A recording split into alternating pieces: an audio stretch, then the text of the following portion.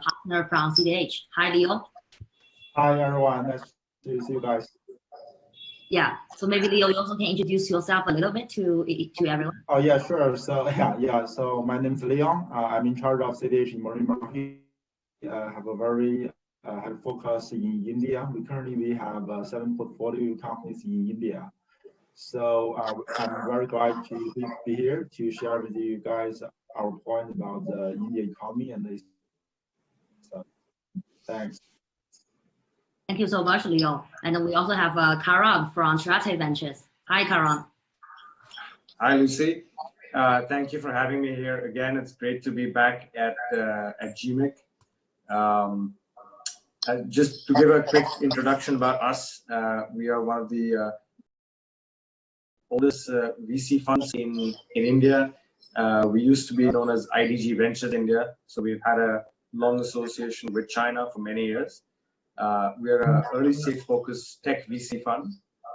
We've invested in about 85 companies in India since 2007. We manage about $750 million across 4 funds, and we're present in Delhi and Bangalore. Look forward to a great discussion. Thank you so much, Karan. And then we also have Michael. Hi, Michael. Hi, this is Michael Wu. I'm a co-founder of H3 Family Office. This is a single family office. We invested during the last 19 years. We invested about 80 GPs and 200 direct investments. And many GPs we invested gave us a very good return. Include the Plum Venture, who the founder today is also on the panel. So they give us very good investment. So we invest globally. Most of our investment is US dollar investment. So I will introduce more after introduction.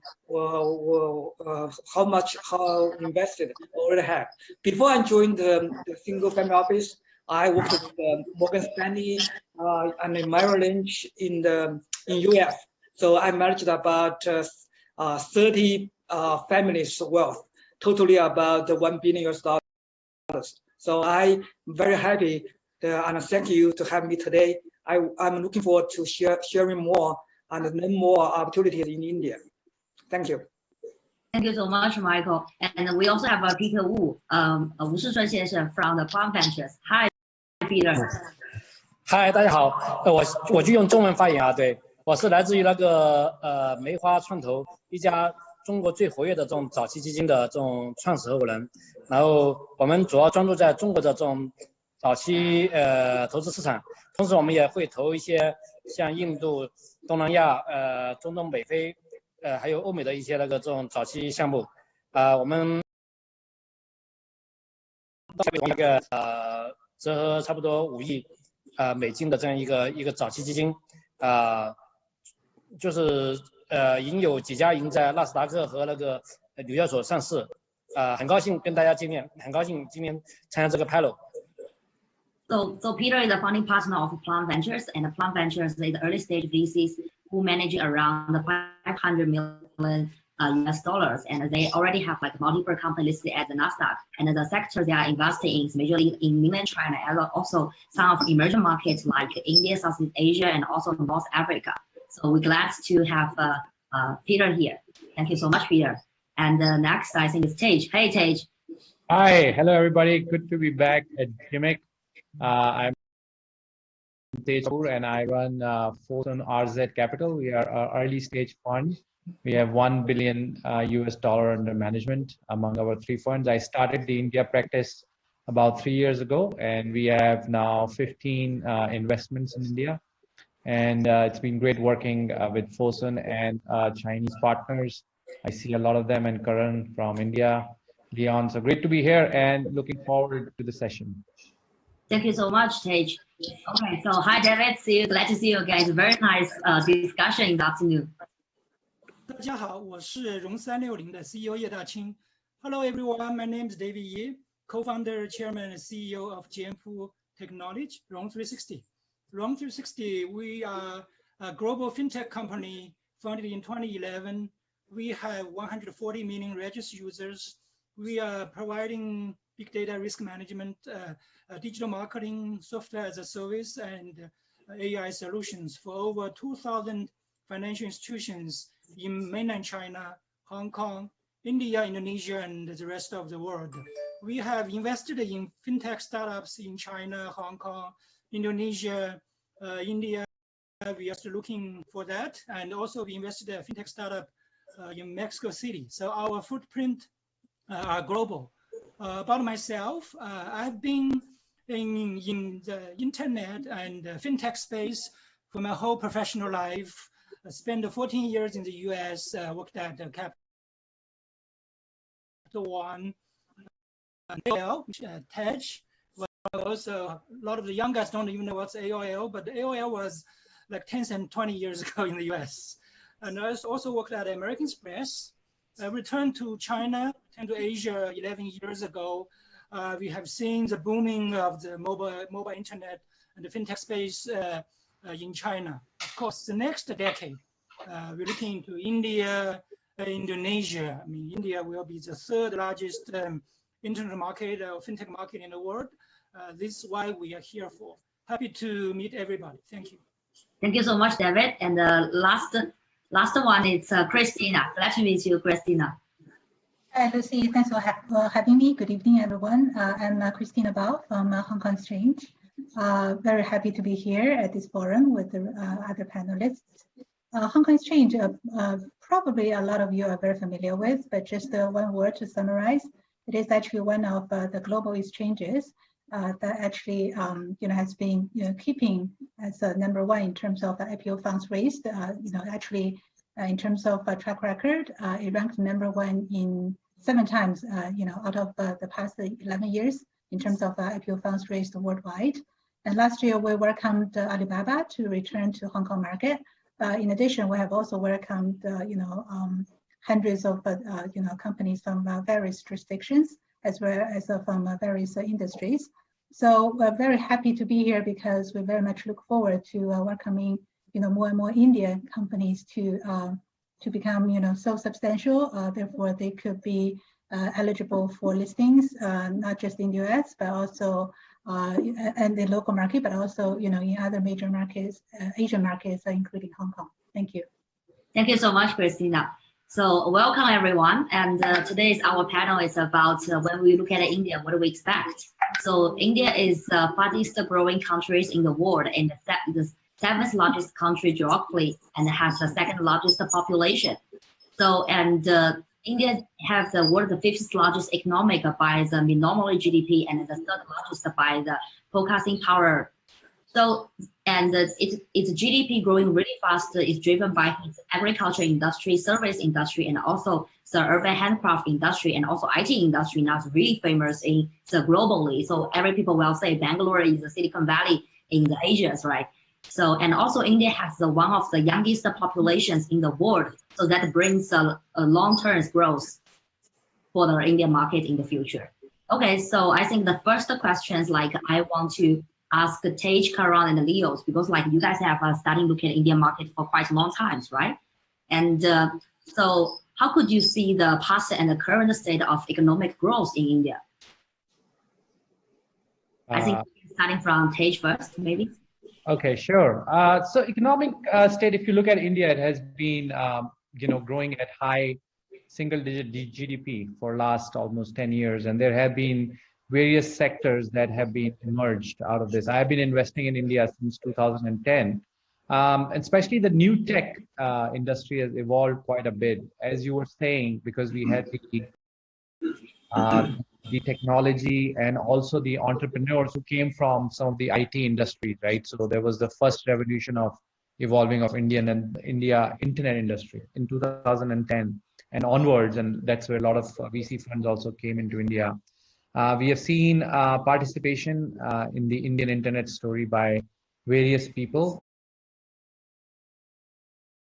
and billions of dollars. New tech industry brings the democratic feel. There has been many events that has happened over the years, especially with the Jio, which was a game changer, wherein it got a lot of Indians onto the internet. and we are reaping the benefits. I think we do see, economic, obviously the COVID impact is there, and the new revised GDP growth numbers are somewhere between 2% to 3%. And when we come out of it, it is anybody's guess at the moment when we will get out of it. But even at conservative estimate, let's say September, it can be most likely a U-shaped sort of a recovery for India. And in certain sectors, we might see V-shaped recovery. So I think the best of India is still ahead of us, not behind us. A lot of tech talent has already developed. A lot of internet talent has already developed. Now it is, and we have the consumption market, like you said, Lucy.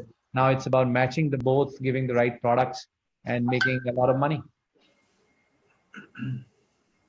Over to Karan, I guess. Yeah. Yeah.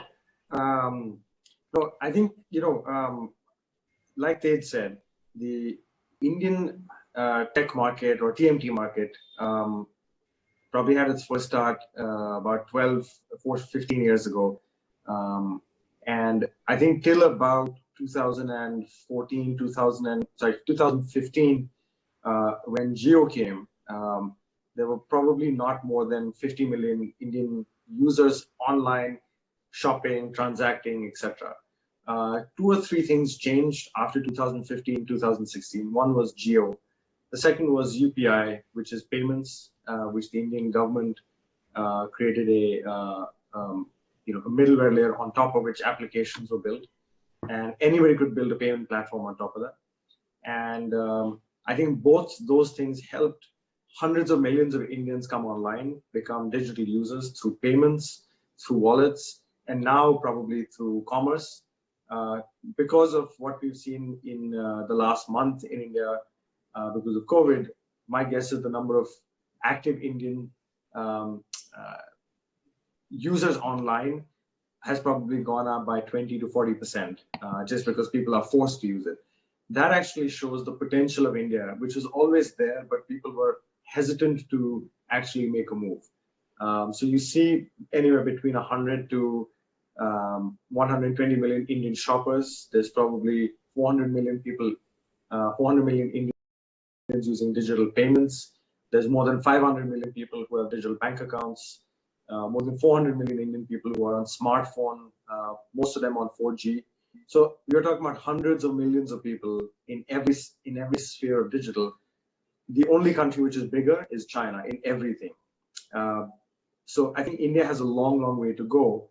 What we're seeing with COVID right now will probably give a little bit of a stop-start, and things will pick up again in probably 3 to 6 months. But the overall potential of India is threefold. One is to create products for India based on what global models have done. And we've seen that happen in e-commerce, in payments. But now you're seeing the second step, which is products and services and platforms which are focused on the Indian market for Indian users. And we probably saw some of those examples today in some of the other panels, Lucy, that you had given, especially when you talk about Bharat companies, right? Those are really Indianized versions of nothing that exists outside. And then the third is Indian platforms which can be built for global use cases, both B2B as well as B2C.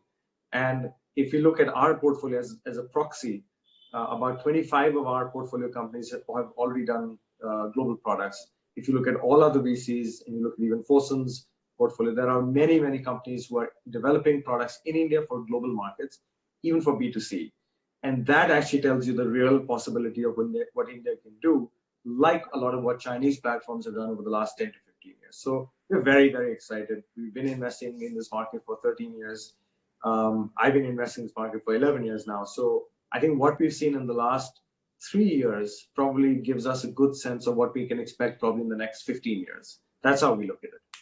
Thank you so much, Karan. And Leo, so the president, as a partner of the CDH, I know CDH, we are starting to look at India since 2016, right? And you already, and also you guys starting to invest in India, so many companies. And so how do you think about this? Yeah, sure. So yeah, maybe I can give you some views from the Chinese investors' perspective. Because I also talked with many Chinese investors, they have some doubts about the Indian economy because of like compared with China, there's no such kind of good infrastructure and no such full supply of skilled workers. But I think that the fact is in the past 10 to 20 years, like Ted and Karen mentioned, that India has actually demonstrated a very high GDP growth, right? Even though that there's some embedded problem, but I think that I will hold the same belief in the next 10 years, because I think there are four very key points I want to mention. First, I think Karen already mentioned is about the geo, about the 4G, right? And I want to mention the other three. I think the first is that the debt leverage. If we compare the India debt leverage with like China, with the US, with all of this developed country, India is actually very low level. It's just around 50% of the total GDP, right? So compared to China, who had already reached around 150, and the US is around 200. So I think India have a lot of room to increase their leverage, which I think is the must to win their demonstrate the very high growth of the economy. And I think the second factor is that the education, especially the training of the skilled worker. I think because there's a lot of population in India, especially very young. There's a lot of young peoples. I think if India government to improve their education, especially for the training of the workers, they can provide to the market, especially to the industry, a lot of skilled workers to really to rely their making India policies. I think there's certain factors that infrastructure. So I admit that currently the infrastructure in India is not comparable to China, but they also see that the government already initiated a lot of projects to improve their their road, their efficiency, about their rails. I think that all this government already takes some initiative, and which I expect that if the government increase the leverage, increase the education, especially the training of the workers, and improve the infrastructure, because India is still at a very low level in terms of the GDP per capita. So I believe that in the next like 5 to 10 years, we can also expect that India will demonstrate a high growth, high single digit GDP growth. Yeah, that is also why that we want to bet a lot in India. Yeah. Thank you so much, Leo.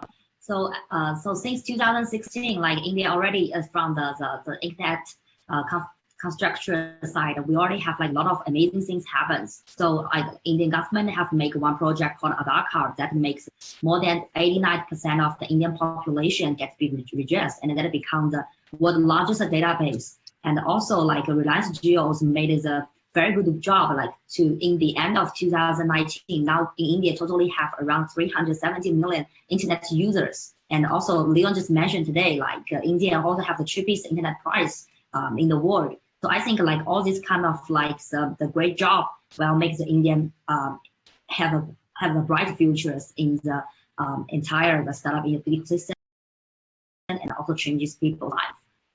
Okay, so I want to ask David. So like I know you like since last year GMIC, right? Actually, it's like a very interesting story. So you are the audience of my last year GMIC, and then after that you have together with a group of investors and founders coming to India to take a visit. And so I just do a small tour for you at that time. So what makes you, and as a founder of the New York Stock listed company's founder, to decide to spend so much time like in India market and also want to look at India in so deep way? Yes, thank you, Lucy. The first time I went to India was 2015. That was 2 years before our own IPO. So at that time, we were focusing on China market, high growth. So we got listed in November 2017. So around a year after our list, we started looking for overseas market. Of course, the first market we were interested in India. That's why we met last year. I met a bunch of investors in India. I went to India a couple of times. last year. So around 360 Gempool technology, we are not a traditional VC or PE investors. We are not a financial investors. We are more, we call it a CVC, or we look at opportunities from more strategic or partnership perspective, right? So what we can bring on the table is our expertise. Like our team, we build a company from 10, 11 people 80 years ago. Now we have 14. We have about 1,400 people worldwide, globally, and we have over 100 million registered users. We have been through 2 or 3 mini cycles in China. I mean, in terms of the capital market, in terms of the internet market growth, and we have the technology. Even we have myself and our other co-founders. We have worked in fintech space or financial service space in US, in China. We have seen crises. Like personally, I was at the internet bubble. We have seen that. We were at the epicenter of another crisis 10, 12 years ago. I was in New York City, and we have seen the growth in China. So if you guys play Texas Hold'em, right? Our team, our founding team, we have seen the cards. We have seen the river cards. When a lot of people, you guys only see the flop, right? So that's what we can bring, not only in the capital, but our expertise. We want to help Indian entrepreneurs to build a company, to grow, to avoid the pitfalls, and also how to work with other financial investors. So that's what we can bring to the entrepreneurs. In the long run, we would definitely want to see there is a strategic either partnership opportunity or maybe a M&A opportunity if you guys are in the general fintech space, either payment related or big data, or have some risk or digital technology, or you guys have some AI, or even simply just some talents. I guess that's really why we want to heavily invest in Southeast Asia, especially in India, in the whole India. So that's why we are here. Okay, thank you so much, David. And the next question I want to ask Michael. So I think Michael, you are the only LPs in front of us, right? And so what is make you to study looking at Indian markets? Actually, India is very, very new to us. As a family office, we continue to invest globally in the past years. We majorly invest in the United States, invest in new economy. When I was a managing director with Morgan Stanley and Merrill Lynch, many of my clients asked us to invest in India, but I don't know how to invest in it. So we just invest in the emerging market funds because it looks good. Because some Indian fund perform very well. It's up and down, very volatile, but eventually depends on the vintage year. Some years is really good. But now, as a family office, we are trying to participate in the new opportunity in India. So, but we don't. We are not familiar with the Indian market. This is why we come here. But we can tell you that the way we invest in China in the past years, we usually invest in the GPs. We invest in the mutual, in the ventures, the angel fund, the VC fund, even the PE funds.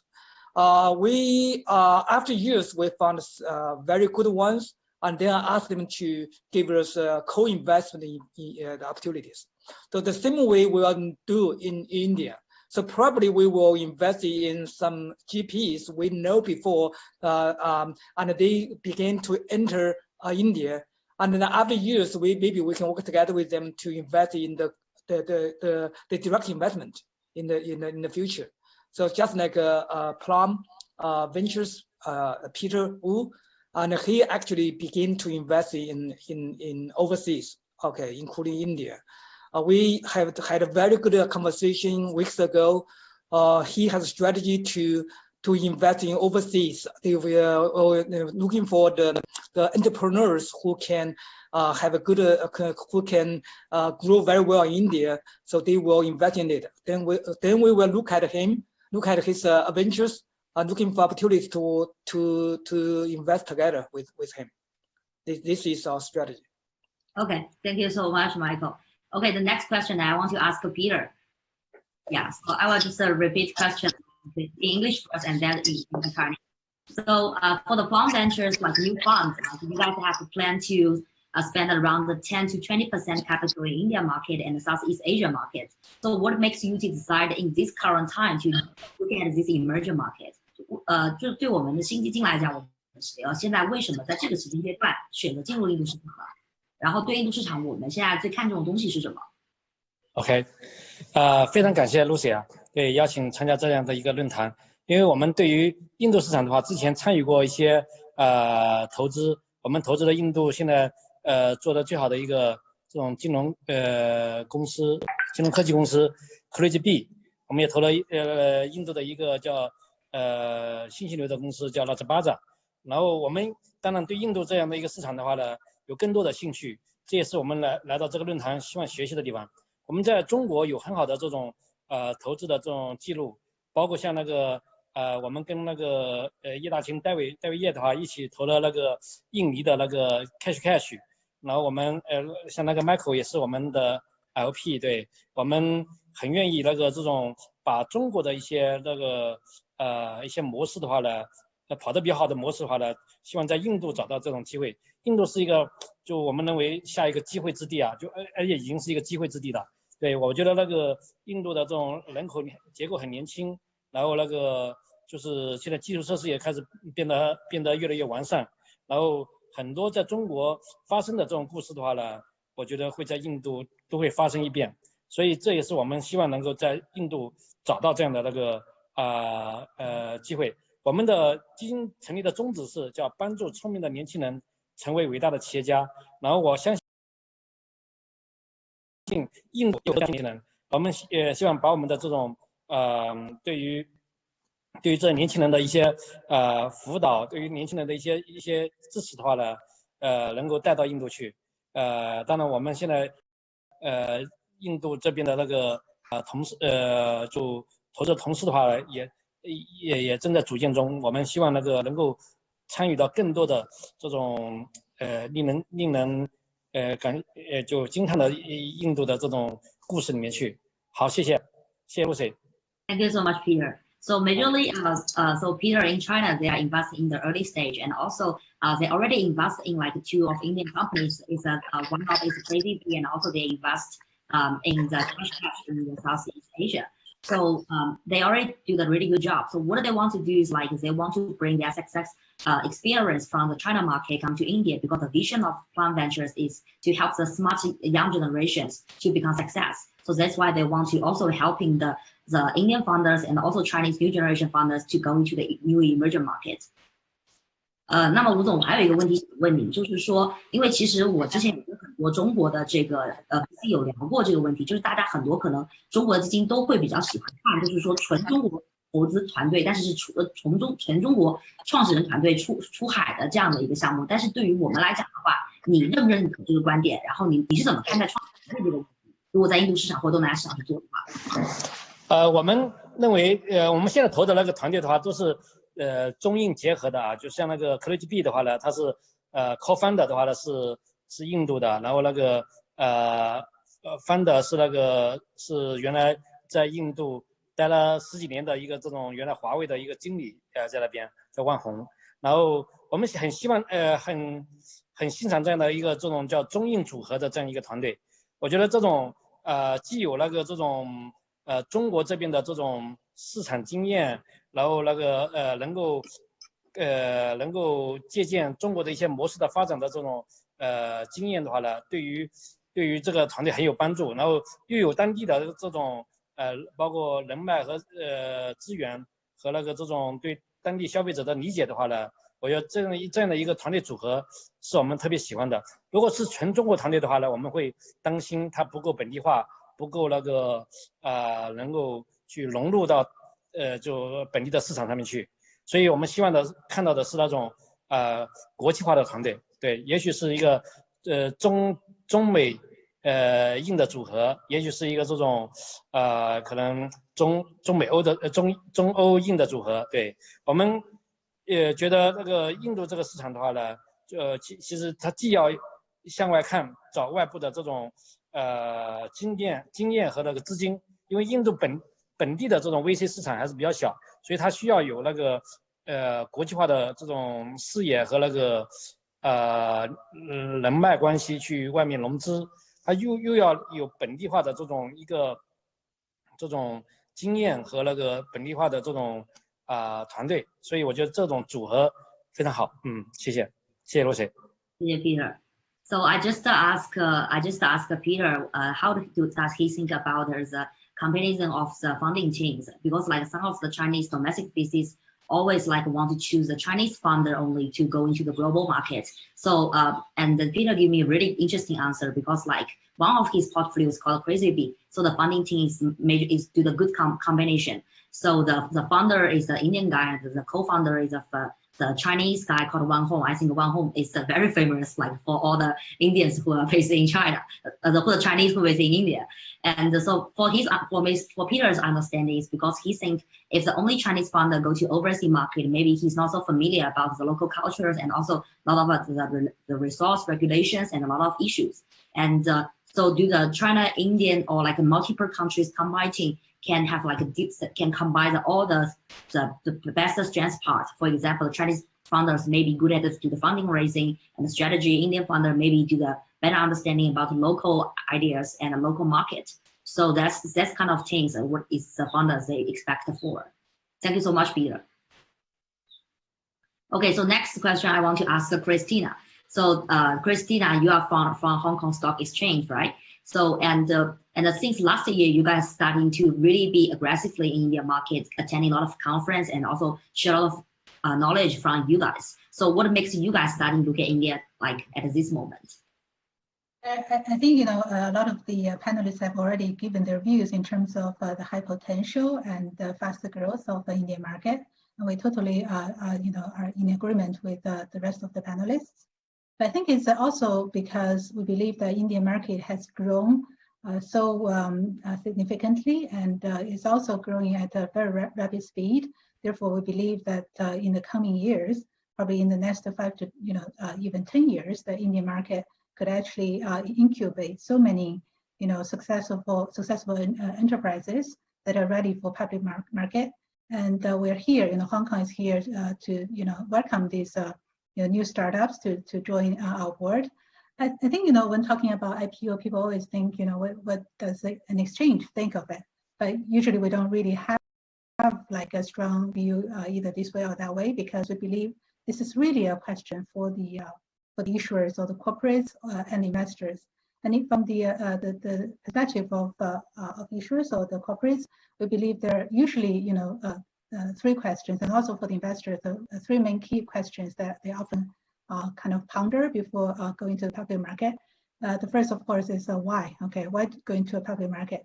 I think in this particular environment, we have to be really conscious about the dynamics of the capital market, and also the uncertainties around around the funding sources, as well as the cost of funding and the alternatives of funding. So I totally believe that having access to public market is probably the most reliable and the most predictable way of getting continuous funding from the issuer's point of view.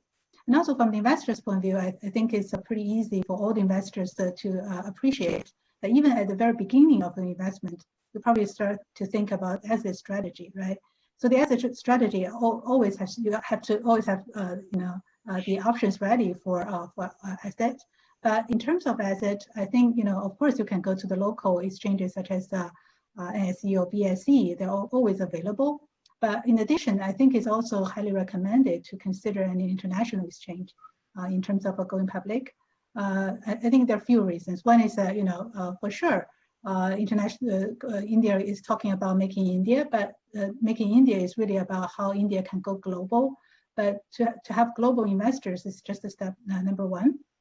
The following steps is really whether you have the international capital access because of its availability and the cost of funding. advantages given the, compared with the local market, right? And the second, I think the biggest sort of one of the biggest considerations for investors is really how to protect your investment in terms of currency risk. So going to an international market certainly provides you that sort of hedging tool in terms of lowering the currency risks involved in any sort of a capital raising or exiting strategies. So so that's basically why. And in terms of where to go, I mean, probably a lot of people, I heard just a few of you saying that you've been to NYSE or NASDAQ, but I haven't heard you thinking about going to Hong Kong. And I think previously people may have this sort of a prototype thinking about Hong Kong market being a very China-oriented market and also a very sort of a traditional economy-oriented market. But things have changed, right, in the past, especially in the past 3 years.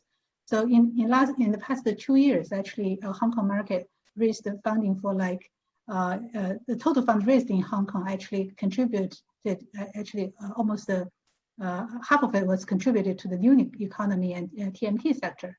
So which means that out of all the $40 billion we raised during the price of IPO, 20 billion actually went to the new economy companies. So that's actually a significant change from the previous decade.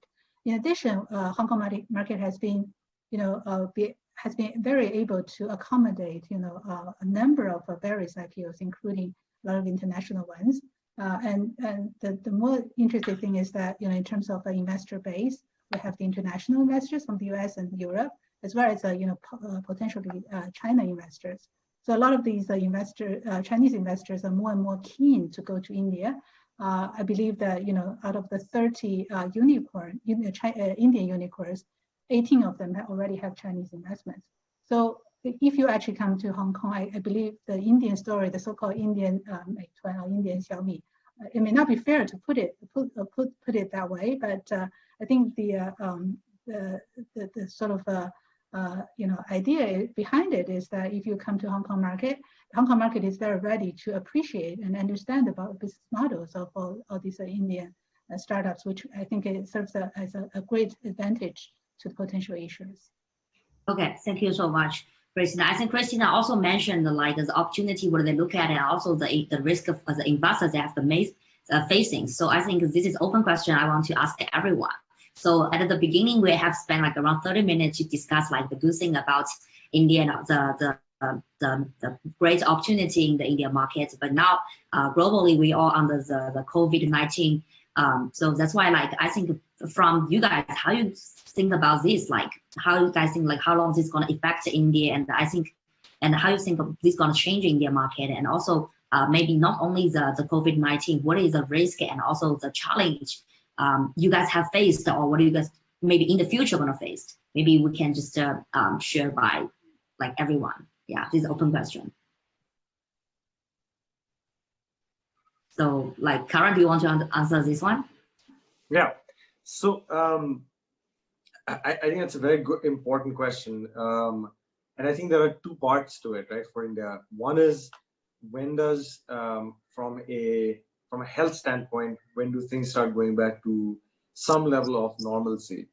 And as of now, there's a lockdown till at least May 3rd. It may get extended out in some parts of India, a lot of parts of India. So that will have an impact on, as the economic activity picks up. As and when the lockdown then lifts up, then you look at when business activity can go back to normal levels. And there we feel there are probably 2 or 3 different opportunities. One is that a lot of the digital first platforms, which were starting to prove something in India, I think this is a great opportunity for those to have a much higher growth in 2021, 22 and onwards. So you look at digital health, you look at digital education, digital entertainment already had started. What we feel is this is a good opportunity for people who are maybe not necessarily in the top 10 cities, for them to actually leapfrog and start adopting digital technologies much faster. We're starting to see that already today. The risk with that is the infrastructure today in India, the digital infrastructure, may not allow that at a big scale as we go forward, right? Which means things like logistics, payments, everything has to become 3-4 times the size of what it is right now. Already we saw issues potentially with logistics, last mile infrastructure, when there was a lockdown. So that's the first thing which I think India will have to improve. And I think the second part of what we see is, as the demand from consumers will probably be low for most of 2020. How do you, as a platform, especially if you're a B2C platform, how do you go and get enough? How do you extract enough money from consumer wallet? Our belief is companies which are able to see the next 6 months out, they will be in a very, very strong position going forward. And as we've seen in 2001, in 2008, 2009, and now, the companies that survive this period will end up being market leaders, should end up being market leaders for a very long time. So what we've seen our founders do is really cut costs, survive at this moment, so that you can thrive, 3-4 months from now, as and when the business activity pulls up. And I think the way founders have responded to, entrepreneurs have responded to the crisis, and in making sure that they keep, as much cash with them as possible, I think that has been amazing to see. So we're very, very hopeful that on the other side of this, there's a great opportunity.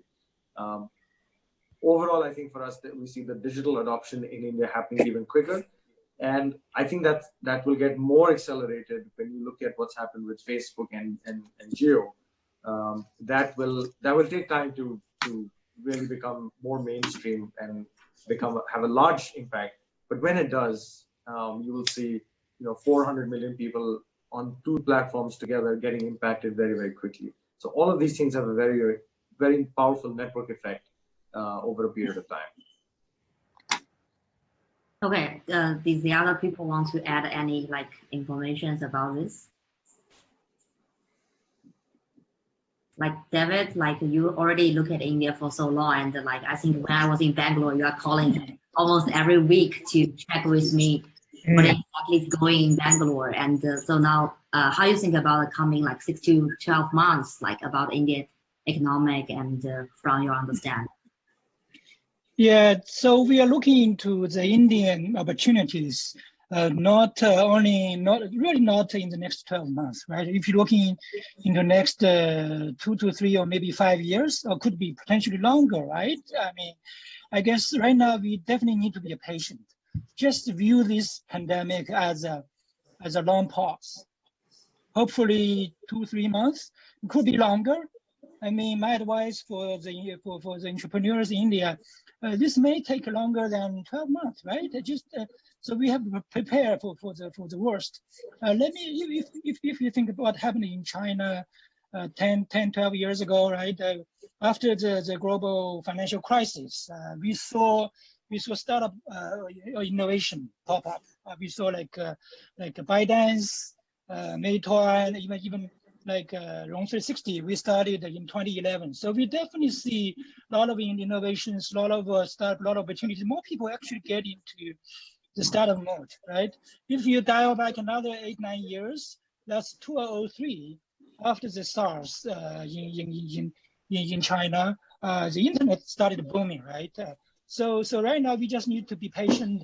We just need to figure out what are the sectors that COVID is going to force the innovations. So now the whole playbook has changed. Paradigm has shifted, right? A lot of the things we are not able to do because of the COVID, because of the pandemic, that forced a lot of innovation. I just want to give you one example in China fintech space.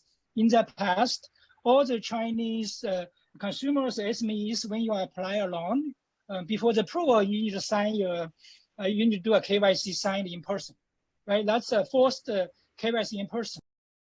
Now, because of the pandemic, right, people are not able to meet face to face, right? Now that regulation looks like it's going to be lifted.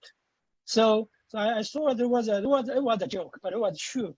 Who would actually be the force, the major force for the digital transformation? Is that investors or CEOs or CFOs or COVID? Actually, the answer is COVID really is the driving force for transformations. So I guess for us, for investors, for entrepreneurs, even for we as a user consumers, right? Just think about what are the things that break, right? We're able to really innovate and make things happen. So I saw like some of the professional investors presented a very good, there's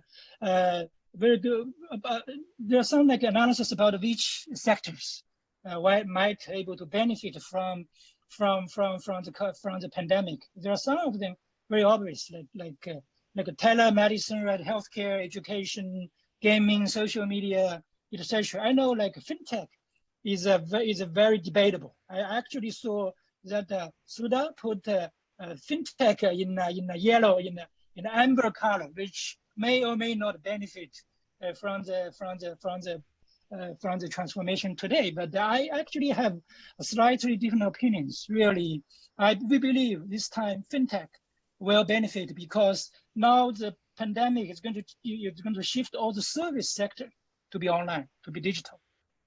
If we say SARS or 10 years ago in China, in US, buying product like merchandise or travel became digital, right? Now is the time all the service sectors will be digital, will be touchless, will be early. So financial services, of course, we're similar to medical services, education, and entertainment will be virtual, will be digital, will be leveraging AI or big data to make the financial services much cheaper, easier, convenient, and more accessible.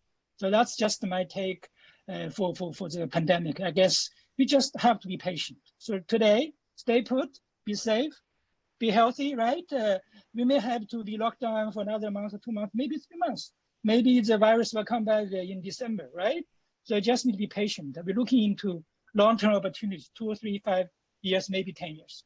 So I strongly believe India will be India, China will drive the global growth in Southeast Asia for the next decade. That's more than 50% of the growth will from India, China, Southeast Asia. Yeah, maybe I can add Lucy to Karan and David's point. So I think, India, we have seen in the past, and I did in my presentation as well, is quite a resilient country. There has always been a sort of V-shaped recovery whenever we have faced, global financial crisis. I think this one is a different from global financial crisis because, if you have 3 parameters to go by, and one of them is how unpredictable this thing is, because like David has been saying, and nobody has a crystal ball to know when this will go. But what we know is that there are certain things which will get out of the lockdown. So you might have a V recovery there, and then you might have some bit of lockdown again, and then things will fall. So maybe like a W, right? So, but I think certain things, and the other thing is that it's not going to get, the entire country will not come online, but you will have certain regions which will get unlocked. One of the things we are seeing in our portfolio company is that logistics sector has not been hit that hard because we still need to transport the essential goods. So as a matter of fact, they are down, but they're not terribly down, right? Another point, what I think Karan and also David mentioned is, where do you see, how does this force you? I think this is a pivotal movement for India internet, because this is going to force many people who were actually not adopting internet to adopt internet. For example, my dad, he's 78 years old. He is starting to read more online news because he was very much into the newspaper side of it, right? And now he's been forced, like he knows Daily Hunt now. Similarly, my mother is asking me, okay, she wants contact-less delivery. So I think COVID is going to fundamentally change the user behavior, which will actually help the online industry, in my view. And third thing is, you will not stop eating food, you will not stop traveling, you will not stop, buying clothes. I think just the format would change. You will not stop going to movies. Indians love movies. We make more movies than anybody in the world. India thrives on movies. So it's not like movies will go away. I mean, Netflix is enjoying today the maximum benefit out of this. The stock price, as you know, is off the roof because all the Indians have to watch. They love entertainment. TV industry is growing. So I think this has got, in a way, some of the families back together. We were all living in our nuclear families. That's another thing, like I've stayed with my parents now, maybe maximum, ever. I mean, that's changing my mindset, that's why you need sanity apps. You need apps which will make you, Healthify Me is Karan's portfolio. I mean, I'm sure they would be like seeing amazing growth because when you are living with 20, 5, 10 people in single family, I mean, it's different. You got to go out and meditate, do yoga, So I think it will change. It will have consequences, which some of these habits we will not let go of because they are so good. They have 10x reward. Like my mom is not going to go back to the same little shop she used to go to because she knows, oh wow, I can order all of this on the app. So I think it will have profound impact, and long run we will benefit out of it. Is my take. Yeah. Lucy, if I may actually, add a little bit of flavor in terms of, the public market performance in terms of sector selection of the COVID-19 crisis. What we have observed is that, interestingly, there are few industries that seem to have largely benefited from, this unfortunate affair. Of course, the first one is healthcare. So we've seen that a lot of the healthcare companies, stocks have performed really either very strongly or can act as a very defensive portfolio for investors. And out of the healthcare companies, we're also hugely invested in biotech companies, and we're even allowing biotech companies without revenue to come to list in Hong Kong, and they are hugely welcomed by the market. Just the last week, there is an oncology company that is called Ixigo Bio, just finished their IPO in Hong Kong market, and their retail subscription is 639 times. Okay, it was probably the record high, ever for a lot of companies. And another sector we saw that it's quite interestingly defensive in this virus is of course the online gaming. Okay, so people stop going to casinos, but they still want to have some fun, right? They go to online casinos. Gambler is a gambler. Right, so they're not going to stop that habit, right? It would be actually a lot convenient for them to gamble online. So that sector or subsector has benefited a lot. And the third one is online education. Apparently, people are not, do not just want to have fun; they also want to keep learning, especially in terms of online education for children. For people who still go to schools, right? So this online education, which is also a very strong sector in Hong Kong, also has performed relatively strong during the challenging circumstances. So I believe more or less, the private sector should kind of stay roughly in line with the public market in terms of all these sector selections. But actually, I have a question for the rest of the panelists, is that we all read about this new FDI investment policy that may actually put certain constraint in terms of the speed and efficiency and even sector selections for Chinese money to go into to India. So I just want to understand a little bit better. Are there going to be more regulatory challenges from India's side in terms of the cross-border cooperations? Thank you so much, Christina. I think give us very details where should we invest and what industry we should look at more during these times. So, and I think we have only last 5 minutes. I think now, so these are the last questions. I want you guys maybe can share some of your thoughts to the people who maybe in the future want to come to Indian market, and what is your experience you can share to the funders and also new investors to them. So we can start maybe from the Leon first. Yeah, sure. So yeah, I think in the market where you want to start up a new business in India, I think the first you need to be very patient, because I think if you doing business in a long time, I think Indian market will reward you big. But if you just want to earn some quick money, I think you can have a very big license in India.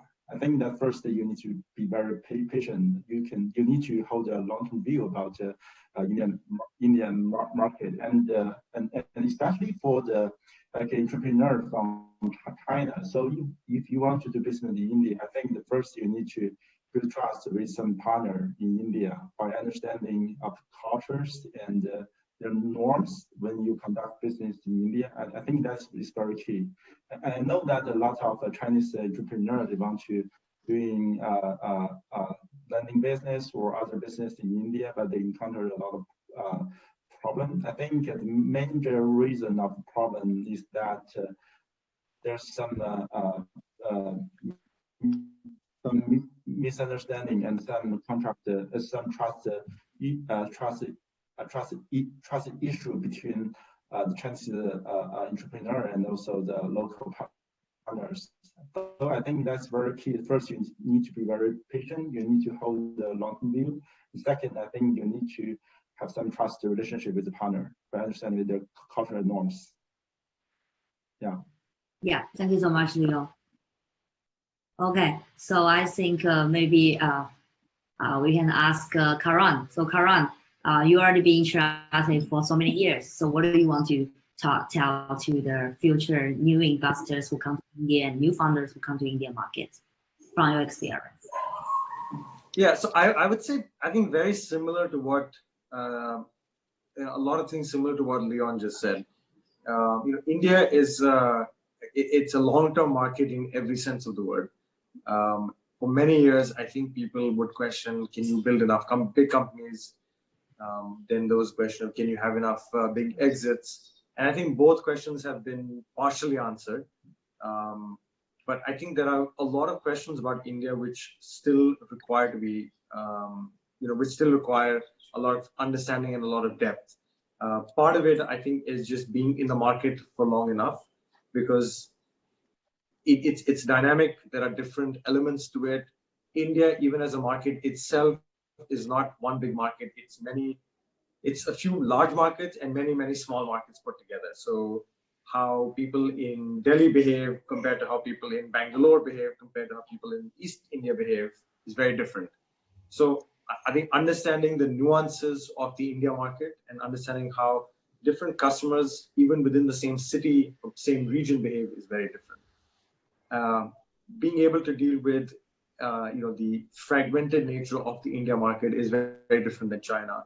I think in China you could aggregate a lot of supply or a lot of demand pretty quickly because of the years of infrastructure that have been built up, both physical as well as digital. I think in India we're building all of those things in parallel. So I think understanding these things about India is important. There will be more ups and downs as we go forward. But we're all confident, I think, that the longer term curve of India will only be up. I think the question is at what gradient. Some years it could be closer to 60%. In some years it'll be closer to 60 degrees. Some years it'll be closer to 30 degrees. But longer term, there is only one way India will go because of 3 or 4 young population. 3, it's very it's a technologically advanced from an education standpoint country. So you've got talent, you've got demand, you've got supply. Putting all those things together takes time. I think that's the biggest difference compared to maybe China. So that's how I would look at India, just understanding how each part of it plays differently. When you understand that, I think as an investor, as a founder, anybody in the ecosystem can make a very big contribution here. Okay, thank you. Michael, what do you want to tell to the futures, like the young generations who come into India market? Okay, now actually we are very patient. We are very cautious because the COVID-19, everybody may face a lot of challenges. Even for the US, even for the China, everybody want to be safe. There's a lot of uncertainty in the future. So we are watching. Hopefully the founders of the venture, the company will be keep safe. So to survive, We will look at the Indian market very closely with our partners. So we rely on our GPs to looking for the opportunities first. But we even in this very hard time, we continue to invest. We invested in the first quarter. We invested in the United States. We invested in Japan, and we invested in the new drugs. We invested in the new chips. Very important is the technology. But investing in the high technology can go across the cycle. So we will keep watching the Indian. So everybody stay safe. Yeah, thank you so much, Michael. And I think now we have a Peter. Yeah, hi Peter. So what do you want to tell to the new founders and investors like you who gonna come into the market in the future? 能用中文说一遍吗？我说我想问您的事情是，就是对于未来想要进入印度市场的创始人和投资人，你有什么想对大家说的 ？OK， 我觉得就视野可以更加可能广阔一些，就是比如说多来中国走一走，然后我认为中国在就是移动互联网这上面有很多创造，然后在现在的直播这一块的话呢，甚至我觉得会引领全球。然后我觉得印度可能会跟中国有很多类似的这种地方，会有可以借鉴中国的这种发展模式。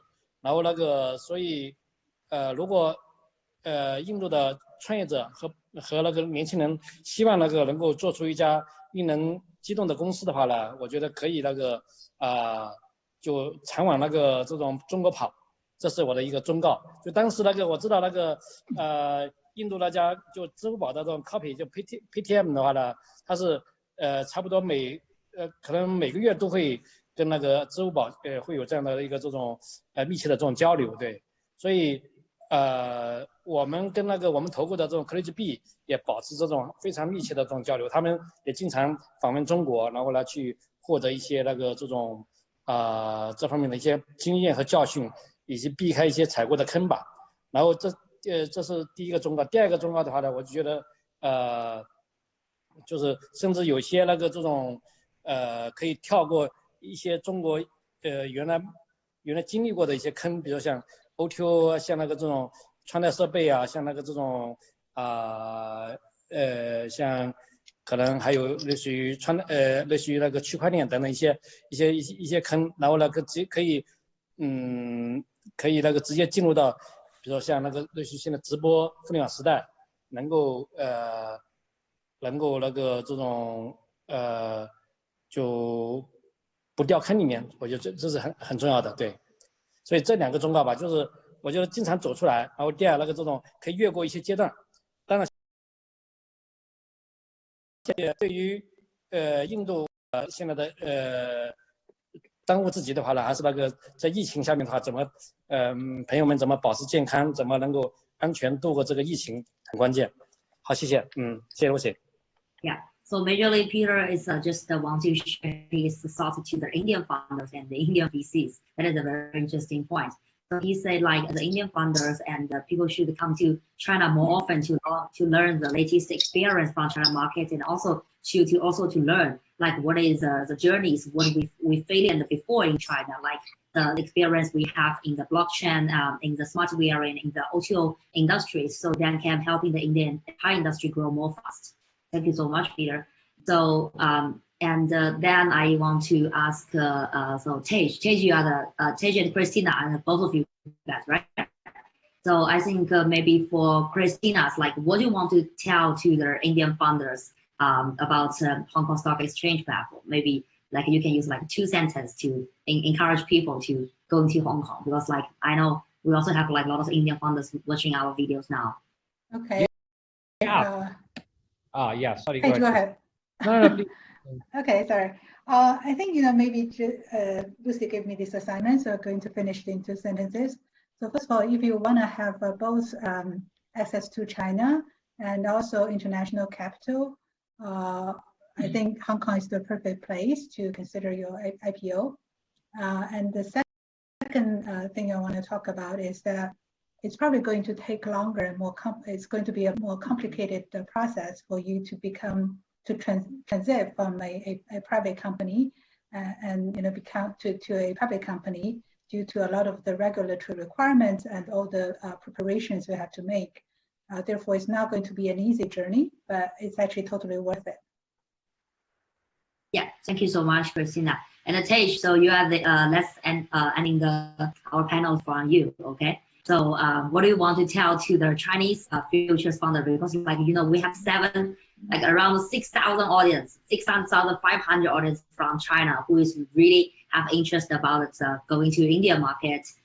From China, they have interest going to India market and also want to either invest in India or either also want to see more new opportunities because I think you also in some of our WeChat group, right? You can see people keep asking the question like how to enter this industry in India, how to connect with this resource in India. So what do you want to tell to them? Lucy, first of all, I want to congratulate you. I think you are the bridge.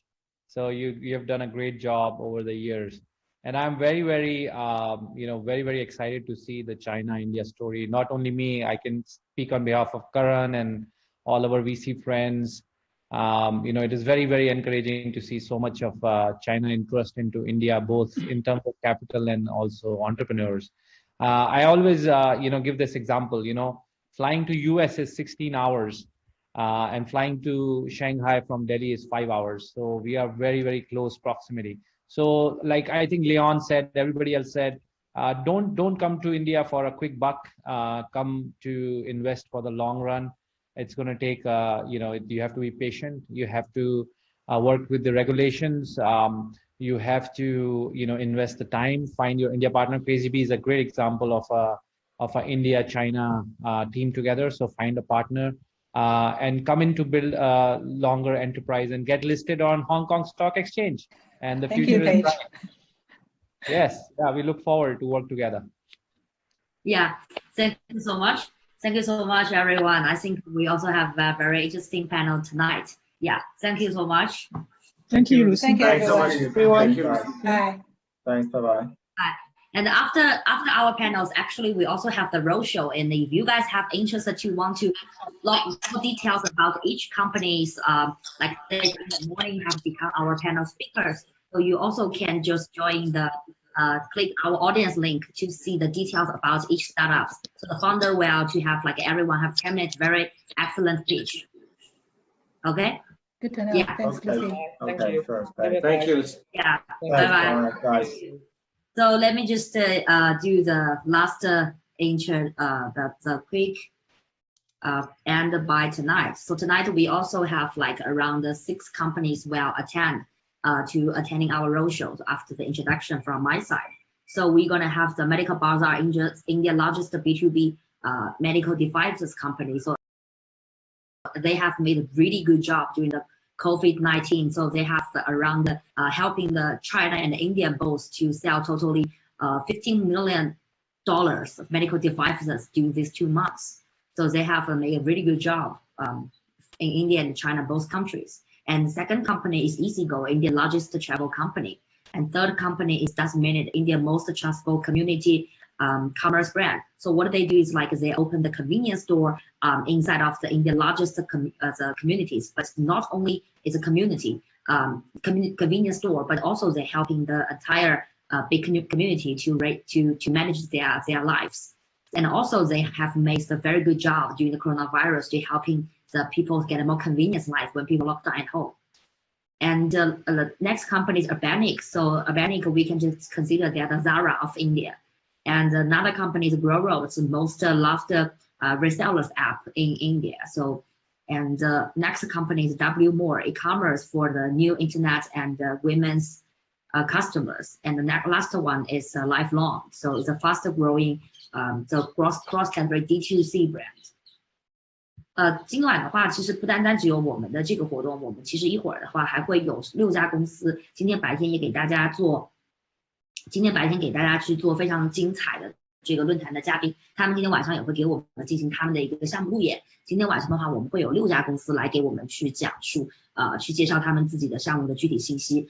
第一家的话是 Medica Bazaar， 印度最大的这个医疗器械在线销售平台。然后他们在这个疫情期间呢，在全世界一共销售了1500万美金的这个医疗物资，然后也取得了非常棒的成绩，就是在2个月差不多中国和印度2个市场。然后第2家公司的话是 Ixigo， 就是印度版的携程加去哪儿，是一家 OTA 公司。然后第3家的话是 Dozen Minute， 印度的社区零售商超以及 O2O 的社区生活服务超级平台。他们做的事情不单单只是在大型社区里面开便利店，他们还给这个社区的这些所有的居民提供这个社区的物业服务和家政服务，还有 O2O 的上门维修服务。所以也给在整个疫情期间，对于所有的这个社区居民来讲的生活提供了一个非常大的一个保障。他们的这个业务也是增长了非常迅速，每个月差不多是增长50%到80%的一个状态。然后第4家公司的话是 A-Banach， 就是出海时尚品牌印度版的 Zara。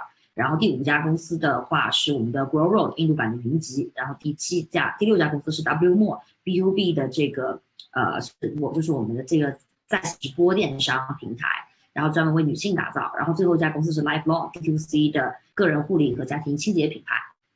好，那我们就来看一看这个，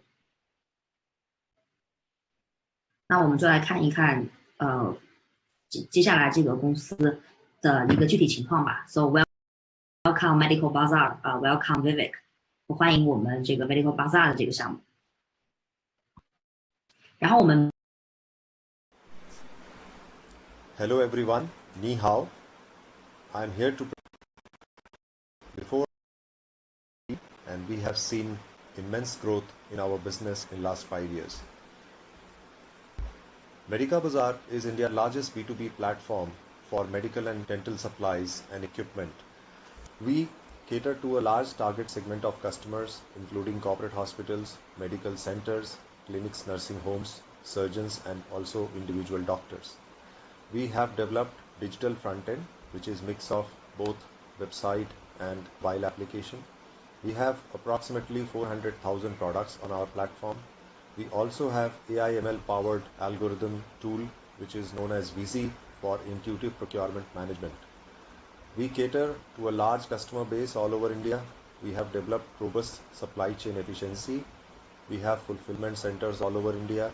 We work with domestic manufacturers and a lot of international manufacturers and also a lot of importers. We also have started our last mile delivery network in the name of Ixigo.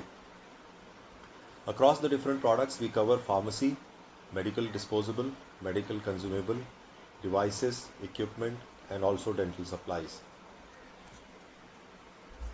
The business model is pretty robust. As you can see the flow of our activity in this slide, we have the largest platform as Medica Bazaar with more than 400,000 products. The customers can access this platform. Customers can put an order.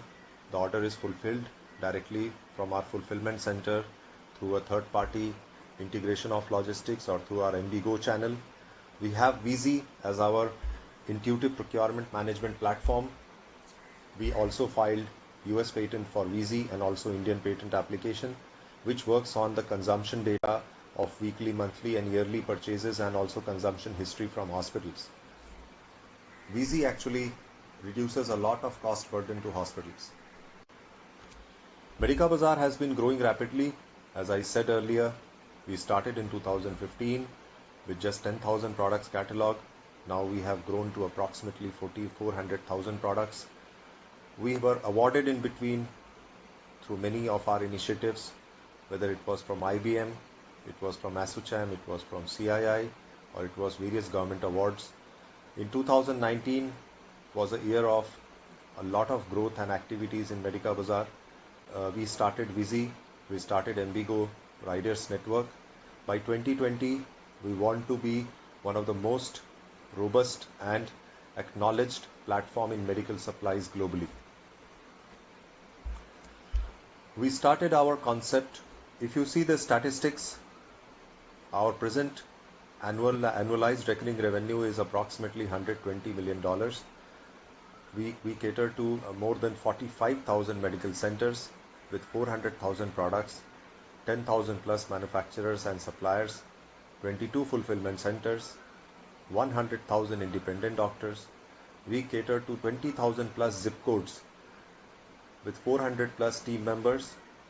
We also have 200 plus direct international manufacturers. We cater to 45,000 medical centers with 300 million units shipped with more than 99% order accuracy. We also started the concept of value procurement within the hospitals, where we consolidated all the requirement of hospitals through a singular platform. We have been successfully doing this in many hospitals in India and trying to create more BPO opportunity for hospitals in India.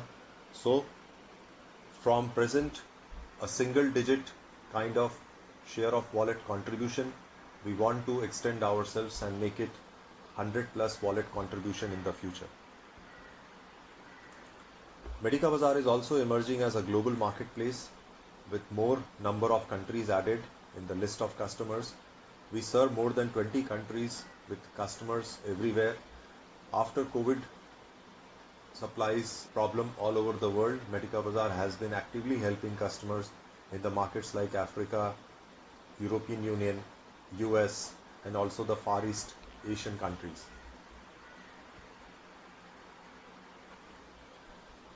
The competition in the present scenario is building up, though we were the pioneers in the business, but now we see the competition coming up strongly.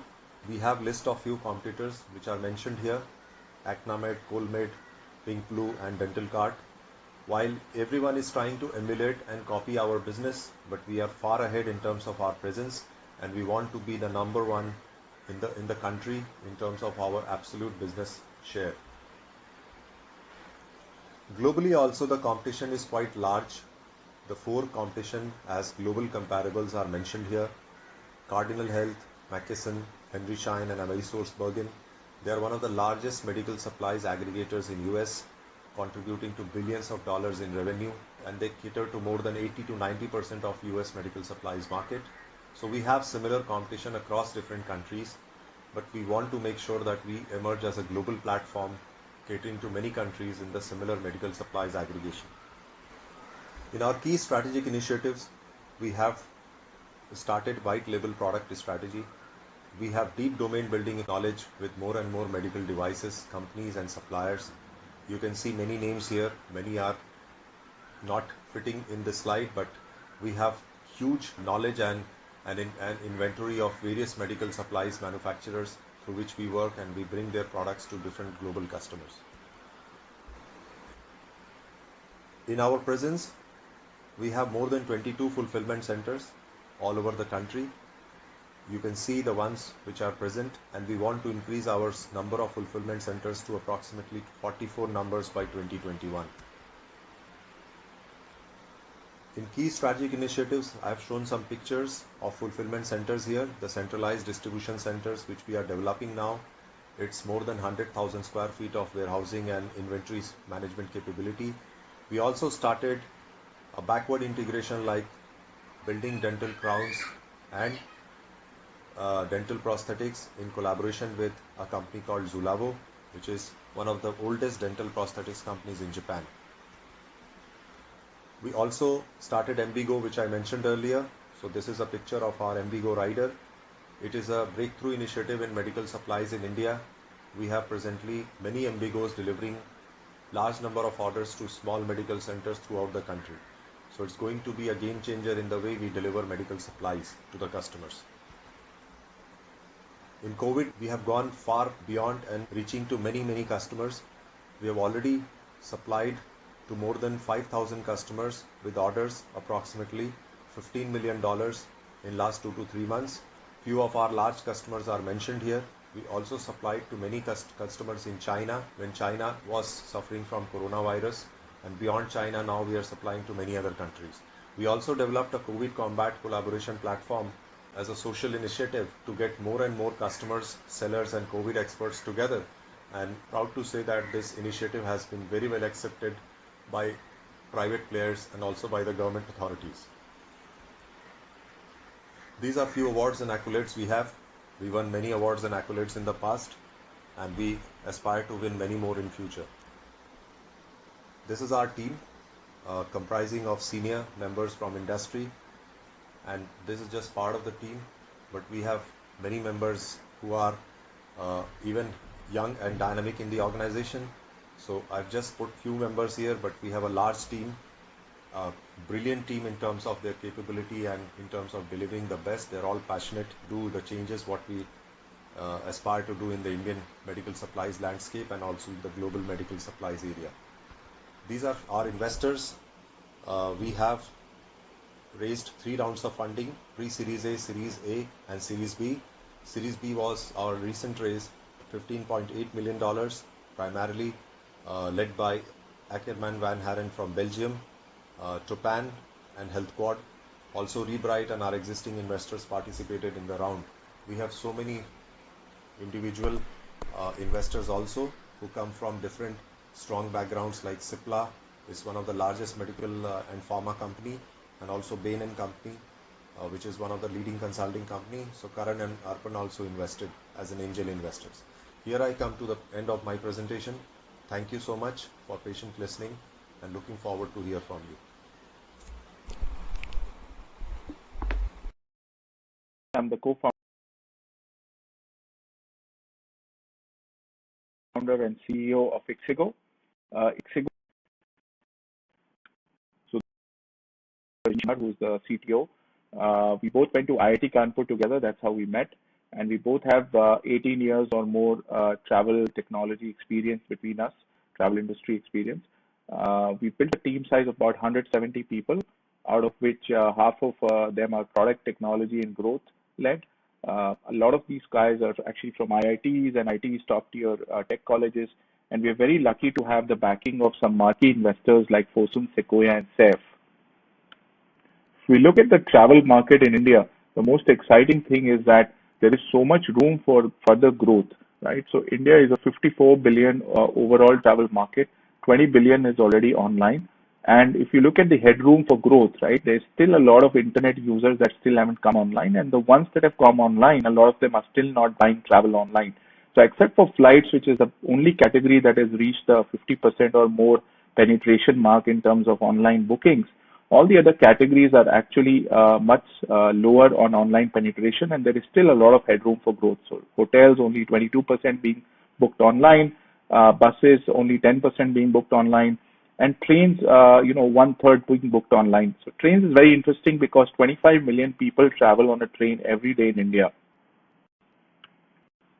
So if you look at the growth from 2009 to 2019 in the number of airports, the flight passengers, the train ticket booked, the bus seats being booked, it's very staggering growth numbers, right? So we have tripled the number of airports we have. We more than tripled the number of passengers that we do in a year. And on the train side as well, we've tripled the number of train tickets being booked online. In fact, bus has grown the fastest, almost 7 to 8 times, because the penetration actually back then was almost nothing. Today it's still 10%, so buses still has huge upside. If you look at the number of train tickets being booked, it's still 5 to 6 times larger than the flight booking market by volume. That's the reason why we decided to invest in creating 2 apps. So we have one app which targets the more evolved user segment, which comes from tier 1, tier 2 cities, and which largely look for flight bookings or for 3, 4, 5-star hotels, for cabs, and for the more AC class train tickets.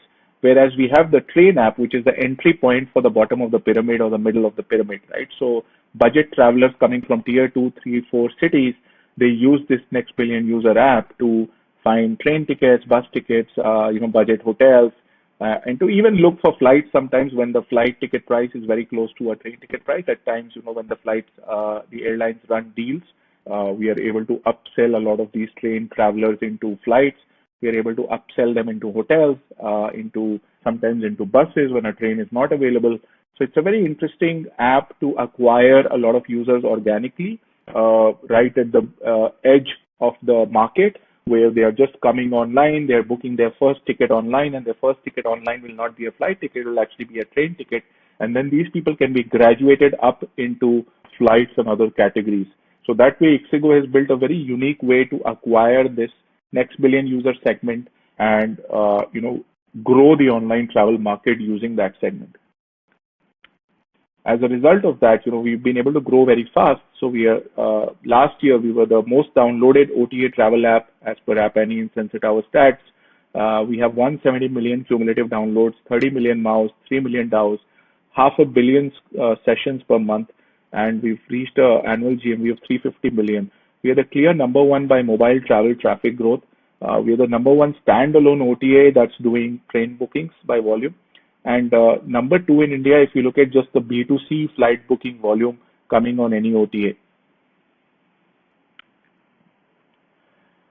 So how are we unique and different? You might be thinking there are so many OTAs out there. Well, Ixigo has invested a lot of time, energy, and team behind doing very interesting AI-based pricing intelligence, recommendation engine, and AI-based customer service.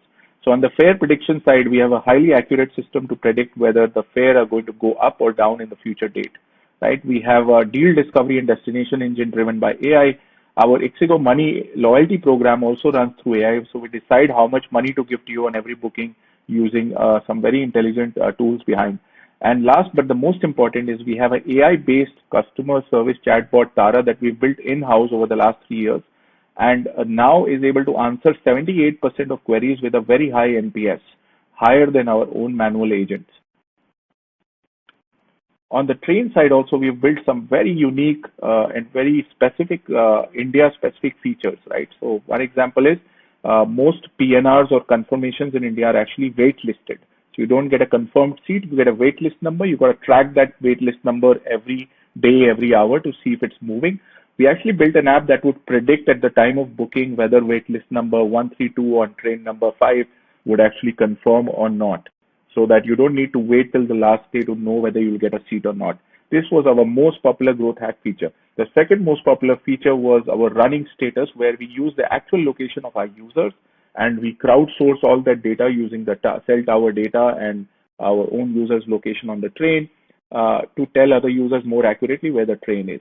And of course, we are a full-blown OTA app for the next billion users. We can do flight booking, bus booking, hotels, cabs, etc.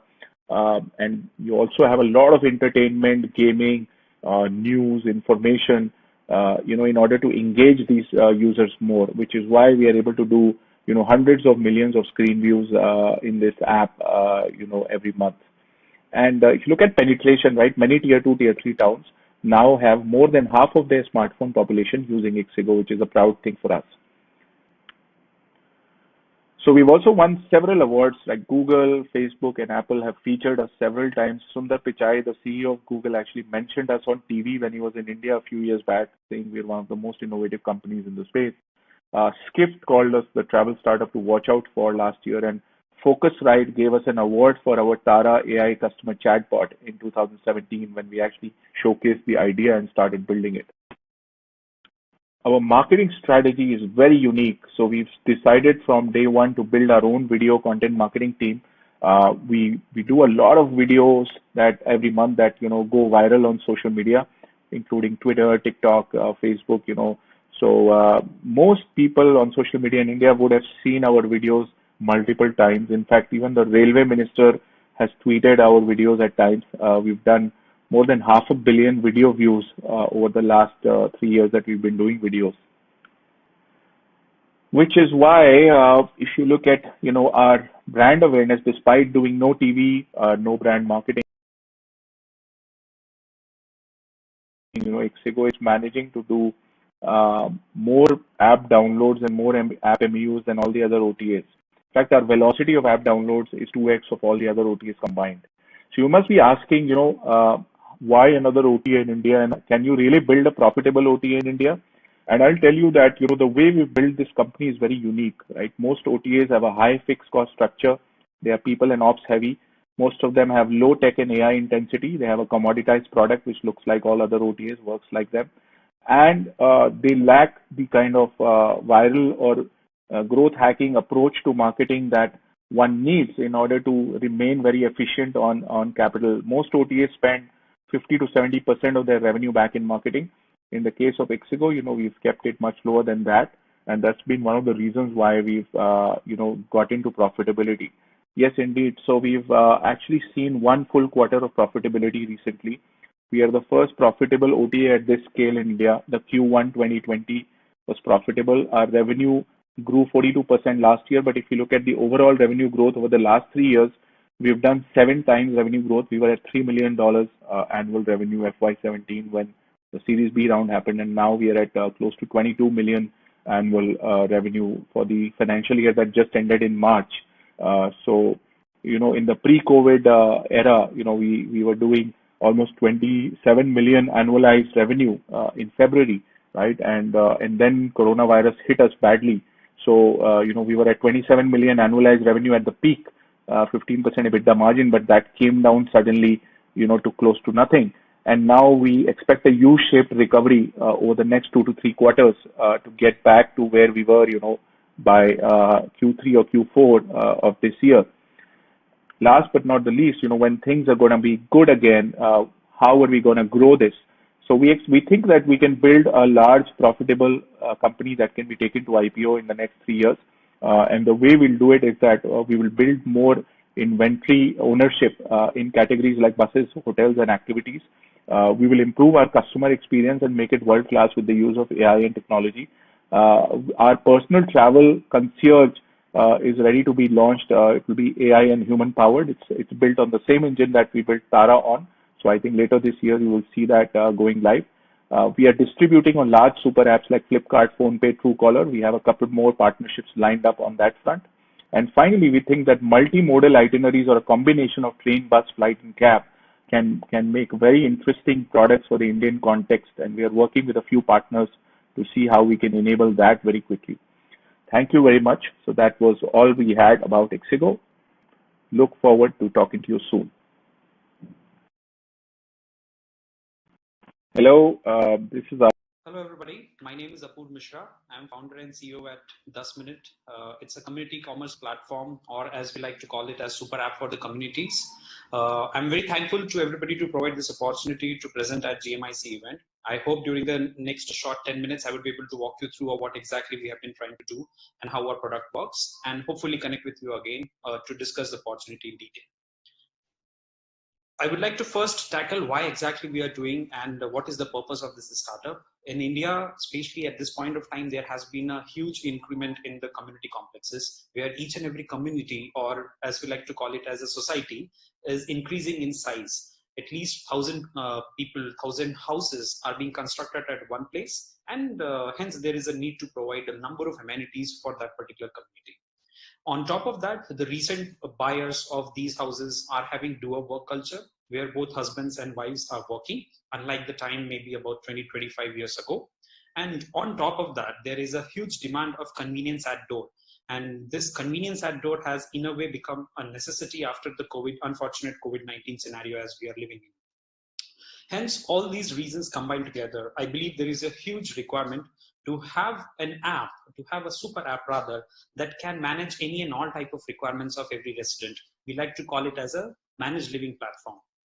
All the existing amenities which are usually required in a community are all available in the current solutions, but they have 4 major flaws. First, it takes a lot of time for the residents to be able to resolve their query. On top of that, there is lack of awareness about the quality options available. We don't have a fixed rating. There is no method to evaluate whether the performance of an individual would be right or wrong. And on top of that, when there are so many people who are living together, there has to be a price benefit provided to the customers. But then again, the existing options do not cater to that. And on top of that, every problem becomes an individual issue to solve from a different platform. This lack of unified experience creates a lot of hassle just to move forward with the various solutions which are available in the market. Hence, we thought we would become a Gojek, let's say, for the communities, where we become the default and most trusted and efficient fulfillment channel. Here, we have to be true with the 4 core value prop for the 10 Minute residents. It has to be a unified platform where any and all type of requirements are being taken care of. It has to be the quickest. Now, when I talk about quickest, I'm not discussing about being quick by, let's say, 10 or 15% than market. I'm talking about saving at least 80% of the time compared to next best available option in the market. And do all of that on a proactive basis. Because of the fact that we have fixed customers, fixed residents, then we can proactively evaluate what they would be needing in future and cater to their demands accordingly. And of course, do all of that to an extent that you are the cheapest and the most affordable option. Again, because of the fact that it's a hyper-local business model where everybody is living together and we can afford to provide them better benefits than anybody else. How exactly does a life at a 10-minute community looks like? What all services we are providing? As you can see on the screen, we start with any and all type of grocery requirements. Let that be the daily fruits and vegetables, which every Indian likes to buy almost on a daily basis. And you talk about any other grocery items from food, packaged foods, non-food, home utilities, personal care, everything would be available at the via our app or as well as the store, as I would explain in detail. It also entails any and all type of home services, the maintenance services, community services, which are required by each and every resident. And not just that, when we talk about the last mile delivery, personal services, any kind of property management related services. There are a lot of move-in and move-outs which are happening in these communities, as most of these communities are new. That also is included in the solution. So the idea is eventually we look like as if you're living in a hotel. If at all we can provide this hotel-like convenience to our residents in their own homes, that is the biggest value prop that we want to create. That is the impact of all the 33,000 residents houses that we have at this point of time we have been able to make in their lives. But how exactly we do that? We integrate with a building or an apartment complexes itself, rather than acquiring one customer at a point of time. Once we have integrated at the apartment or the community level, we provide them all the services that we just talked about via an omni-channel approach where we have a store as well as an app to cater to any and all requirements. Once we do that, we increase the touch points with the customer, we analyze every bit of data so that captive customers have a personalized offering just designed for them. And when we do that on a regular basis as a numerous number of times, then we can customize a real solution for each and every apartment and each and every resident for that matter, ultimately giving back time and savings to the residents. So it's a recursive loop which we keep on engaging, and every next engagement is a betterment for the residents. How exactly we do that? Of course, as I mentioned, it's an omni-channel approach where we have a convenience store to cater to all personalized needs of every household. This is one of the store at one of our complex, usually 1,500 square foot of a space. This physical store provides us great accessibility to the residents. On top of that, it creates an entry barrier. We have unique contracts with the residents, and because of that, we get an exclusive right with the entire community. On top of that, this place again becomes a great place for me to upsell any and all type of other services and launch events that we wanted to do. And not only that, if at all for some reasons residents are not willing to walk down to the community store, they can simply order from the app rather than any other option available in the market, which would be taking at least a day to deliver all the goods. We would be able to use the same store and deliver the goods within a matter of few minutes. In fact, 10 minutes in Hindi actually means 10 minutes. And this is where it has been derived from, that anything that you want can be availed within a matter of few minutes. As far as the home services are concerned, we have a very smarter model of fulfillment. We work on either an annual subscription plan where residents can avail certain services at a fixed price over a period of year, or it can be a group buying for services, which is something that we have tried for the first time. We are the first one to be introducing this concept in India, and it has been working beautifully in our favor. What exactly does that mean is all the major services are going to be required by each and every house, if not today, then sometime tomorrow. If at all we can club all of those requests at one point of time, if not spread across throughout a month or so, then we can pass on that operational benefit as well as economic benefit to each and every resident. We call it as a drive, where just for an example, the entire community can avail the pest control services, for an example, at a price point of only 30% of the market cost at a fixed particular weekend. And once we do that, we are able to engage with each and every resident rather than acquiring every one of those separately for each and every different set of services. It includes basic maintenance of an apartment, for example, plumbing, electrical, carpentry, to even more complex services like all the home appliances that usually the residents have, pest control, painting, move-in, move-out services, civil work, tiling. And when we are inside a community, we actually become a part of that community. And that is where the success as well as the profitability of the model lies in. And the testament to that model is our store, physical store, becomes a go-to and most happening place inside the entire community, where we like to do new brand introductions, sampling activities. In fact, in some of the places we have seen, people are comfortable to celebrate the kids' birthdays as well at our places. In the month of March, we have done 4.7 crores worth of revenue. An average customer usually buys at least 4,000 rupees from us on a monthly basis, which is a testament of how greatly we are integrated with each and every community. Currently, we are a part of 19 apartment complexes spread across the various parts of Bangalore, and that entails more than 33,000 apartments which have already been acquired. As you can see in the graph, we have seen a huge spike in our huge increment in our revenues because of the coronavirus. While the case is so unfortunate, as we all know, but because of the simple hyperlocal character and omni-channel model of mixture of online and offline that we have, we are generally the best suited and most convenient option available. We have acquired almost every major developer across Bangalore. The best part is our contract lengths are at least 5 years and even stretching up to 10 years in certain cases. And another good thing is, at this moment, the current occupancy is not more than 45%. That means over a period of next 12 months or so, we would be seeing more people coming in. Almost twice the number of families would be moving in. And that is the reason why, with the same fixed assets that we have and the same team with the same costs, we would be able to leverage at least twice the revenue of the numbers that we are doing at this point of time. The overall market opportunity is very huge. We have seen that we have at least $190 billion. The team which has made this possible is something that I'm incredibly proud of. As you can see on the screen, I'm the founder and the CEO of the company, graduated from IIT Kanpur. And two of my colleagues, Ankita, again from IIT Kanpur, and Nikhil Gupta from IIT Delhi, have helped me shape this company up. Ankita takes care of product, and while Nikhil takes care of customer experience. We have been joined by three more very seasoned entrepreneurs of their own time, and they are helping us build this company brick by brick. Kishore, Sheila, Bobby, and Nachi are the three of the guys who are helping us in their own departments. Currently, we are raising $5 million to be able to expand our number of communities to 100 in next 2 years' time. This will bring us one step closer to our target of 1 million and 1 billion mark, as I've mentioned in the first slide. I'm looking forward to speaking with all of you again. And if you have any queries, you can just drop a note at the coordinates given below on the deck. Thank you.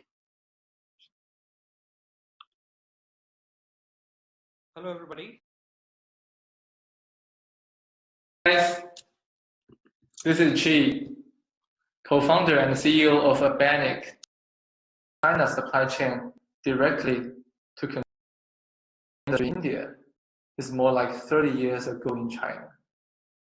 It has limited options for Western contemporary clothing, and the infrastructure and the supply chain industry is relatively weak.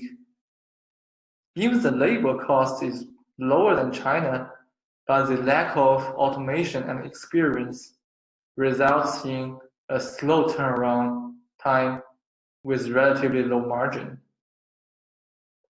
In terms of operation, the existing cross-border players are having a hard time bridging China know-how with actionable localization execution. Most of the players are just moving products from A to B without curating products for real local demand. To help people better understand the market, we segment the Indian market into 3 segmentations. You can tell from the top of the graph where most of a A-Banach audience come from are having pretty high consumption power. People from tier 1 and tier 2 city are willing to spend more money for aspirational brands and lifestyles, as their life are more exposed to Western culture like Instagram, Facebook, Hollywood movies. As the higher ASP leaves us more margin for our operations with better LTV. A-Banach is positioning as an aspirational international brand with lower price and same quality as Zara and H&M. We have an international founding team with background, proven track record, and a vision to success. We have China e-commerce learnings, as well as solid cross-border experience and localizations. We're also backed by top investors from both China and India. We are incubated by Alibaba at the first beginning, and we are working with TikTok on their global entry into e-commerce as well. A-Banach is a fast fashion brand incubator by SPA model, which is adopted by successful players. We conduct planning all the way to distribution. On top of that, we are going to leverage our powerful and scalable supply chain system to help support multiple distribution channels for different brands. If we need to target different user segmentation, price range, and styles. The way we attract and retain users are inherited from successful cases made in China e-commerce by combining local social media and shopping behaviors. We built impression matrix to maximize brand awareness, trust from public zone, which we call 公域流量 in China, while collecting shopping behaviors in real time. We organize users into different segmentation and groups. By using internal CRM and Messenger, which we call 私域流量, private zone, we can precisely retarget and retain user for conversion and repeat purchase for better lifetime value. As a supply chain company, we are able to take zero inventory with low out-of-stock rate from our factories. Thanks to our real-time forecasting and merchandise planning, our current out-of-stock rate is just 2%, with further room to optimize, while others are around 20 and 30. We spent a lot of time on engineering sizing issue for Indian customer. By collecting rich data points, including body dimension, user feedbacks, which brings us a very low return rate, as other fashion players are way higher than we saw in A-Banach. And we achieved positive cash flow because we are having deep partnership with selected factories who can give us credit terms. The entire operations are driven by data and automation. We built a comprehensive product knowledge graph, which backed by a structured centralized product tagging system. That granularity of data helped improve the marketing machine learning performance, hence improved ROI by 30%. The feedback loops we adopt from that system hugely improves the efficiency across the teams, and we are able to make the customer clearance in a scalable way with every single SKU being cleared by compliance. One metric to measure the quality of selection is active SKU ratio. We combine designers and influencers insights with our in-house analytics. We saw a 70% of active SKU ratio in a monthly basis, while other players are less than 40%. This one thing needs to be pointed out is for every cross-border e-commerce, return is very challenging, as most of the return will become inventory, and inventory is the biggest risk of a healthy cash flow. Thanks to the high active SKU ratio and the quality control process, also the product recommendation system, we can always find a way to show right product to the right people, even though it is inventory. We are able to sell 70% of the inventory cost by last month in the following month. Launched at the end of April last year, we achieved an annualized sales of 20 million within 7 months. Behind the growth of A-Banach, there's people's love with us, and we're seeing more and more people treating fast fashion and aspirational lifestyle as a very important part of their daily life. This is A-Banach. Thank you very much. Wish you and your family all the best. Bye-bye.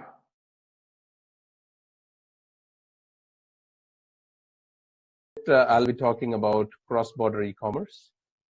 Before that, I wanted to kind of give you an overview of GlowRoad, what we do. So GlowRoad is India's fastest growing social commerce distribution network. So we are allowing housewives and students to be able to sell products to end customers. So we have a big network now. So as of January, we were doing about 100 million annualized GMV, about 200,000 active resellers, and about 40,000 daily transactions. In a nutshell, what we do is we provide a platform where suppliers, who are basically manufacturers and wholesalers, they can upload their product. GlowRoad adds the margin commission over it. GlowRoad adds the logistics cost over it and shows those products to the reseller, who is mostly a housewife or a student. Now, this reseller can add her commission on top of the GlowRoad price and sell it to her social network on WhatsApp, on Facebook, on Instagram. And if the end customer buys the product, the supplier ships the product directly to the end customer. So the reseller gets to make the money in between, but she doesn't need to keep the inventory. She doesn't need to invest in the capital. So this way, suppliers are happy that they get more sale, and the reseller is happy that she's able to earn more money sitting at home. We do business all over India. So we have resellers spread all over India in about 26,000 zip codes, which pretty much covers almost all of India. On the supplier side, we have a lot of suppliers from India, and we also have a cross-border suppliers in China. In fact, we have a China team, and we get a lot of products cross-border from China to India. So our resellers sell everything that is feasible through e-commerce. It's a great platform to launch new products. So if a company wants to launch a new lipstick or a new bag or a new pair of shoes, new watches, just give it to our resellers and they will spread it out. They will sell it to their end customers in all the places possible. So think of us as a huge distribution network, bigger than Coke and Pepsi. So if you have something to sell, we have the platform to sell your product. We have a great team. Personally, for me, it's my third venture. Two of my previous companies, the first one was acquired by an Indian public listed company. The second one was acquired by an American public listed company. And this is the third venture, funded by a lot of investors from India, US, China, Korea, Singapore.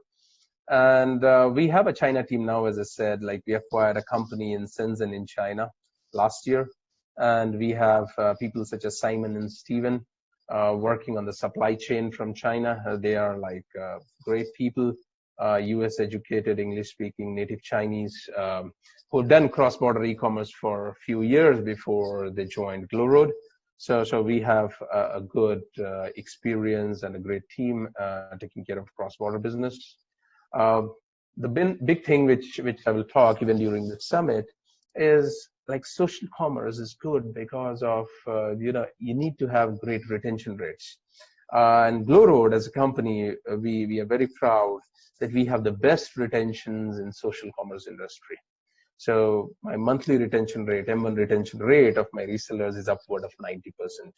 My month 12 retention rate is about 58%. And on the supplier side, my retention rate is upward of 95% in the month 1 and about 78% in the month 12.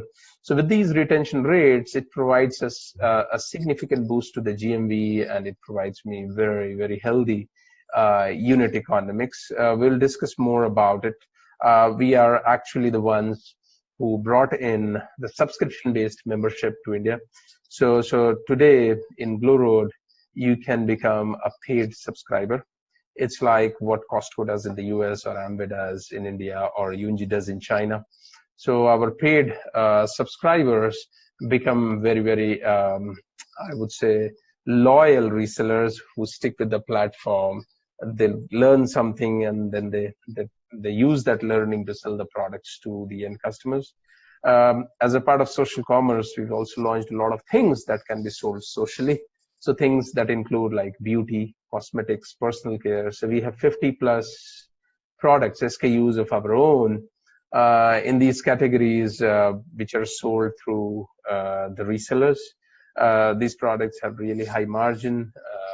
They are of repeatable usage pattern. And, we hope that with this subscription model, we'll end up doing a lot more of social commerce in a fundamentally correct way. So more about these, when we meet during the summit. Till then, bye and thank you.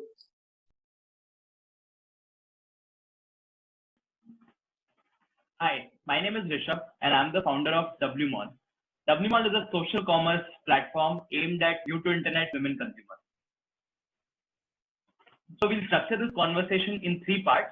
The first is where is Indian e-commerce right now? What are its unique attributes? Where is the big opportunity? And how does it compare to China? The second is what are the consumer problems that consumers are facing? And what is the product that we are building and how are we solving those problems? The third is around the metrics and about the team. So let's start with the first segment. The biggest difference between India and China and the US is that India is still at just 4% e-commerce penetration, which is significantly lower than China and US, which are at 15 and 30%. And this is despite India having extremely poor and low organized retail. India just has 8% organized retail. You would expect that the value proposition of e-commerce becomes stronger when organized retail percentage penetration is so low. But the reality is that most of the e-commerce platforms have not been built for mass India. They have been built for elite India. They have been built for people living in metros who anyway have access to organized retail, right?